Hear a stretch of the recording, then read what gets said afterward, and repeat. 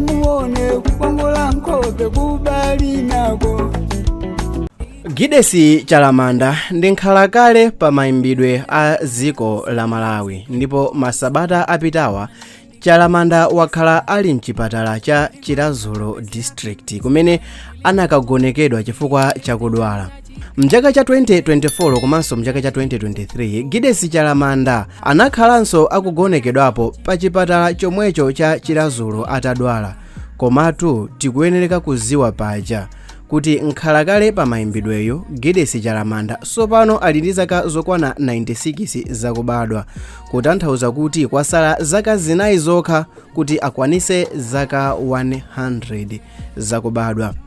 Komatu nkhani ya usamaperi pachigwa yomwe anthu ambiri akulankhula ndi yakuti Gidesi Chalamanda atangotulusidwa mchipatala walengeza kuziko kuti anthu amene amakonza mapwando osiyanasiyana amayimbidwe sopano akhonza kuyamba kumuyitana kuti iye akayambe kuyimba popeza kuti iyeyo ali bwino sopano. Mmene Gidesi Chalamanda amalengeza izi, anayamikiranso thandizo limene anthu amapereka pa nthawi imene anagonekedwa pa chipatala chimenechi, chipatala cha Chirazolo kumene amalandira thandizo la mankhwala. Koma Chalamanda atalengeza izi, anthu anayamba kuyankhula kuti Gidesi Chalamanda akuyeneka asiye kuyimba chifukwa chakuti wakula. Anthuwa amanena kuti Gidesi Chalamanda akuyenereka kuti azingokhala pa khomo asamayimbe komanso asamapite m'mashow chifukwa atha kuzagwa pa stage olo kuzagwa ali mkati moyimba olo ewonse ali ku show nkutisiya chifukwa chakukula.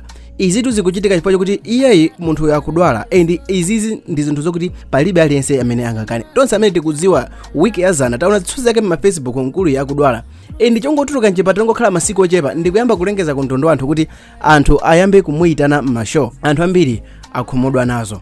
Koma pamene ena kuti Gidesi Chalamanda asiye kuyimba, tikuyeneka kuti tisamasokoneze music, acting ndi maluso ena ngati mpira. Mpira siluso la nthawi yayitali ayi, imafika ejina yake pamoyo umalekabe basi kusewera mpira, komatu music kapena acting ndi luso limene moyo wako onse munthu umakhonza kupanga ndithu. Munthu utha kumayimbabe olo ukudwala, ndipo limenelo ndi luso la mayimbidwe. Munthu utha kumapangabe acting olo utakula kwambiri. Muluso la acting muja kapena kuti mu mafilimu mukufunikiranso azigogo mmene muja, ndipo mukufunikira anthu ngati achina Chalamanda mmene muja. Choncho anthu achikulire kapena kuti anthu okalamba azipasidwanso mpata ochita express zinthu zawo, owonetsera luso lawo, ndicho linga chakuti mafilimu komanso acting komanso nyimbo zikome. Zimenezo ndi zimene anthu akhonza kukonda. Izi ndi zimene zimakomesa mafilimu a Nigeria. Izi ndi zimene zimapangisa mafilimu aku Ghana kukhala obeba. Choncho anthu ena akuti Gidesi akhonza kumayimbabe even atafika zaka zokwana 110 ngati miyendo yatopa. Akhonza kumayimba atakhala pansi olo atakhala pa mpando mpaka na moyo wake onse. Anthu ena akupitirizapo kuyankhula kuti chinthu chimodzi chimene chimawasunga a Gidesi Chalamanda nthawi yayitali kwambiri ndi music, chifukwa ndi chimene iwowo amachipeza, ndipo ichi ndi chimwemwe chimene iwowo akhala akukondwera nacho mukuyimba muja.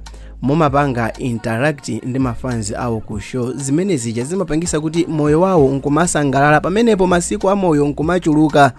Pajatu kukhumudwa kapena kuti stress imapha munthu msanga. Ena akumayankhula mawu kuti a Gidesi akhonza kuzagwa nkufera pa stage uku akuyimba, koma funso nkumati inu simunaoneko olo achinyamata atagwa pa stage nkumwalira.